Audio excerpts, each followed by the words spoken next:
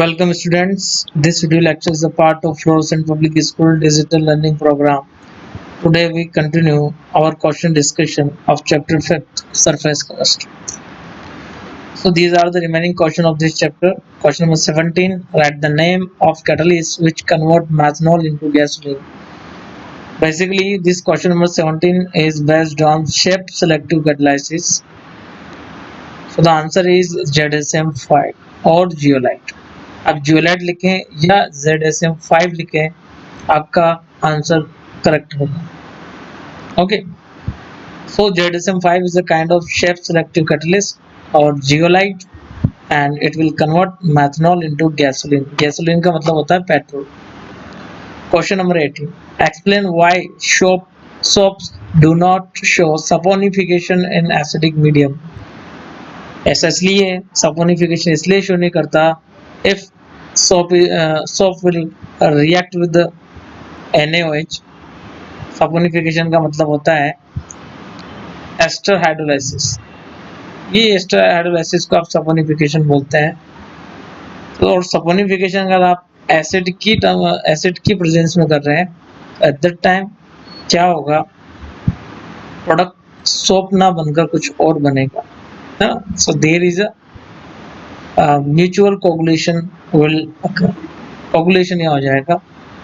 Next question number 19. Write an equation of induce catalysis. देखिए बेटा, ये इंड्यूस कैटालाइसिस आपका सिलेबस का पार्ट नहीं है, इसलिए नहीं लिख रहे हैं, इसलिए इसका आंसर नहीं बता रहे. अगर आप चाहें तो बता देते हैं.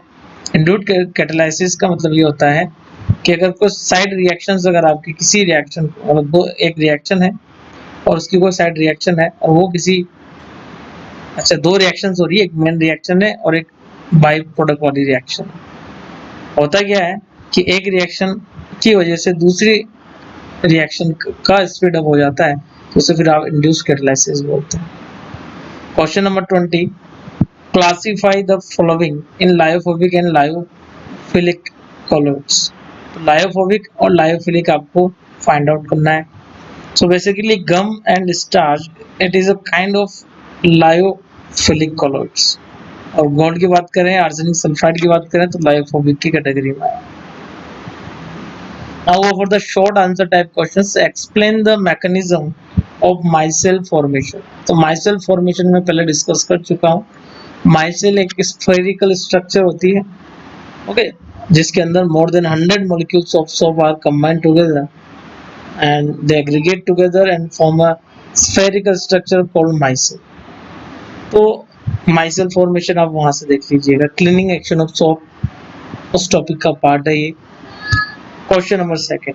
Write short notes on following: dialysis and Cottrell precipitator.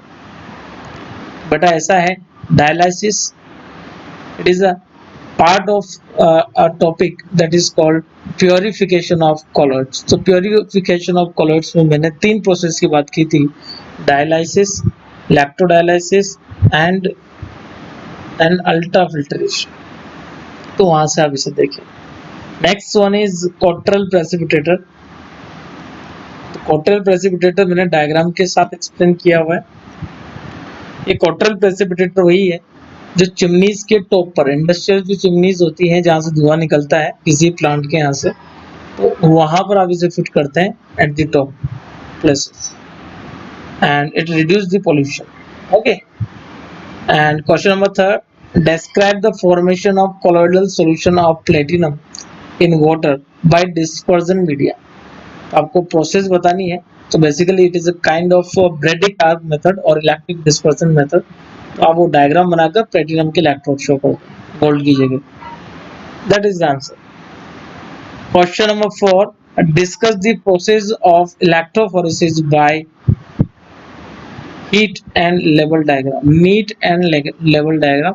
So basically आपको इलेक्ट्रोफोरेसिस रिप्रेजेंट करना है और इलेक्ट्रोफोरेसिस यानी कि केटाफोरेसिस मैं आपको एक्सप्लेन कर चुका हूँ यू शेप ग्लास ट्यूब बनाकर, है ना. तो आप वहां से ले सकते हैं, वहां से इसे डिस्कस कर सकते हैं. आगे बात करें, क्वेश्चन नंबर 5 की बात करें. Write a mathematical equation of Freundlich isotope. Mathematical expression की बात करें तो आप लिख सकते हैं, ग्राफ यहाँ प्लॉट कर सकते हैं. मैथमेटिकल एक्सप्रेशन होगा x by m is equal to k p to the power 1 by n. ये आपका एक्सप्रेशन निकल के आता है। Question number 6, right four differences between the physical adsorption and chemical adsorption. ये भी मैं जो है फर्स्ट लेक्चर के अंदर ये डिस्कस कर चुका हूँ। What are the difference between physical adsorption and chemical adsorption. बहुत सिंपल से हैं। फिजिकल एड्जॉर्प्शन एक जो है रिवर्सिबल टाइप का फिनोमिना है, केमिकल एड्जॉर्प्शन इरिवर्सिबल है। फिजिकल एड्जॉर्प्शन टेम्परेचर के साथ डिक्रीज होता है और chemical adsorption increases with the increase in temperature. दूसरा हो गया। तीसरा यहाँ आता है एंथैल्पी ऑफ एड्जॉर्प्शन की बात करूँ मैं यहाँ पर, तो वो केमिकल एड्जॉर्प्शन से ज़्यादा इसका वैल्यू ज़्यादा होगा। फोर्थ पॉइंट डिफरेंस की अगर मैं बात करूं यहाँ पर, तो physical adsorption is a kind of a multi layer phenomena while chemical adsorption is a unilayer phenomena. तो बहुत सारे डिफरेंसेस यहाँ बनते हैं that we all discuss earlier. Question number 7, what is the difference between multi.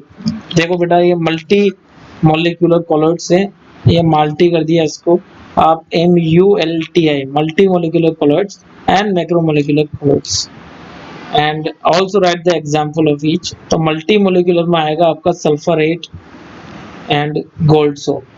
तो ये कॉलोइड्स यहाँ आएंगे। मैक्रोमोलिकुलर में जितने भी बायोमोलिक्यूल्स आपके कॉलोइड्स बनाते हैं वो सारे यहाँ आएंगे, जैसे कि गम, स्टार्च, जिलेटिन, ये सारे यहाँ आ जाते हैं।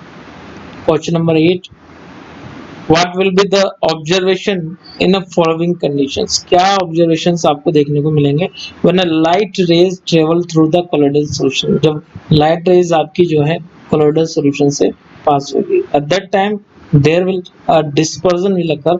और समझ रहे हैं ना बात को, डिस्पर्जन और scattering will occur, not dispersion, scattering बोलिए आप इसे।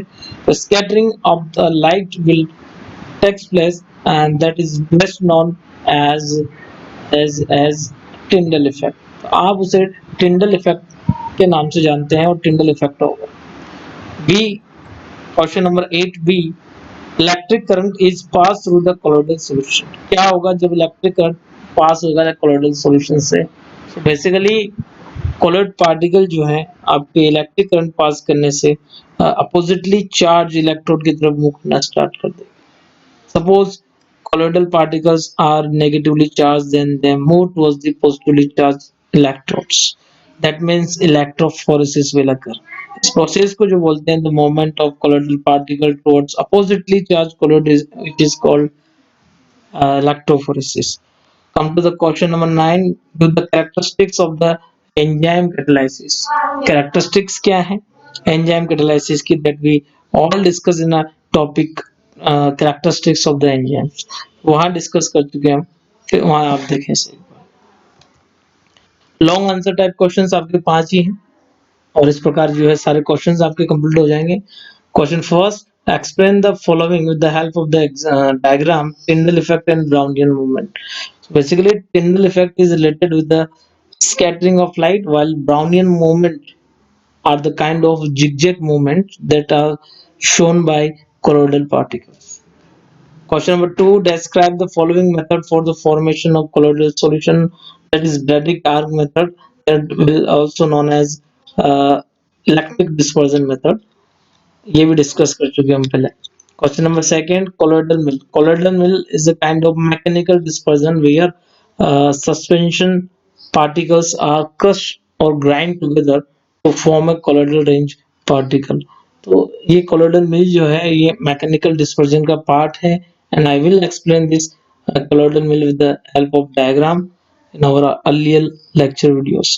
Question number third, write a short note on the shape selective catalysis, that means zeolite. So basically ये डिस्कस किया था आपने ZSM5 एग्जांपल देकर, बात की थी हनीकॉम लाइक स्ट्रक्चर की, बात की थी पोर्ट साइज की, बात की थी शेप सेलेक्टिव कैटालिसिस की।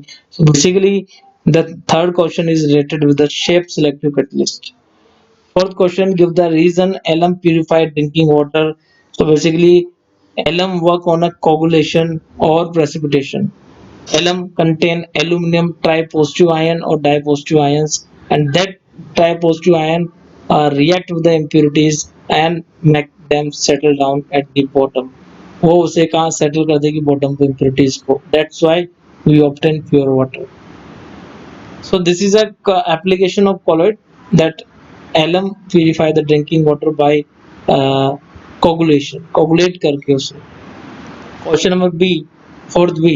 A substance can be both colloids and the crystalloids. Obviously कोई substance है तो दोनों हो सकते हैं, बिल्कुल हो सकते हैं. Colloid भी हो सकता है और crystalloid भी हो सकता है, बिल्कुल हो सकता है. देखिए कोलोइड्स तो कब होगा, क्रिस्टलोइड जब वो कम क्वांटिटी में होगा तब क्रिस्टलोइड की तरह ट्रीट करेगा, और जब ज्यादा क्वांटिटी में होगा तो कोलोइड की तरह ट्रीट करेगा. For example soap is the example which fit in this category absolutely.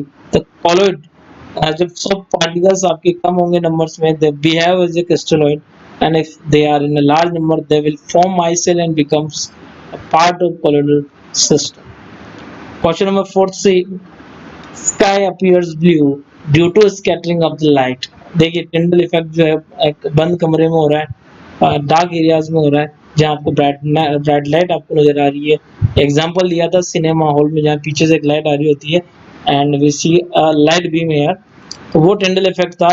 लेकिन स्काई की बात करें तो वहाँ स्कैटरिंग होती है ब्लू लाइट की, ब्लू कलर की, and because of that sky appear blue. क्योंकि स्काई के अंदर बहुत सारे कोलोइडल पार्टिकल्स होते हैं, जैसे कि डस्ट पार्टिकल हो गए, स्मोक पार्टिकल्स हो गए. They are having diameter in range of colloidal range, and because of that that scatter the blue light only, and that's why sky appear blue. Question number 5, discuss the factors affecting absorption of a gas on a solid surface. क्या क्या factor ऐसे हैं जो affect करते हैं gases absorption को solid surface पर. Basically कौन कौन से फैक्टर्स हैं, जैसे टेम्परेचर हो गया, प्रेशर हो गया, तो ये आप डिस्कस कर सकते हैं पहले. So this is all are about today lecture. इस तरीके से सरफेस केमिस्ट्री चैप्टर कंप्लीट हो गए. जितने भी क्वेश्चन थे एडवाइजर के बैक साइड के, देखिए आप फोटो भी वहीं की क्लिक की हुई है, तो जितने भी क्वेश्चन थे वो सारे डिस्कस हो चुके हैं. So don't bother about the question and answer. Some of the students ask about the backside question answer की सर वो तो है ही नहीं यहाँ पर, तो वो सारे backside question answer जो है मैंने अब तक डिस्कस कर चुका हूँ मेरे लास्ट 2 लेक्चर के अंदर. तो इस तरीके से क्वेश्चंस आते हैं एग्जाम में, और you have to prepare in this way और this manner. You got absolutely you got the maximum mark in the examination. So this is all are about today lecture, and I hope you enjoy this video lecture.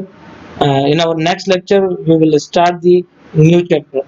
Okay, have a nice day.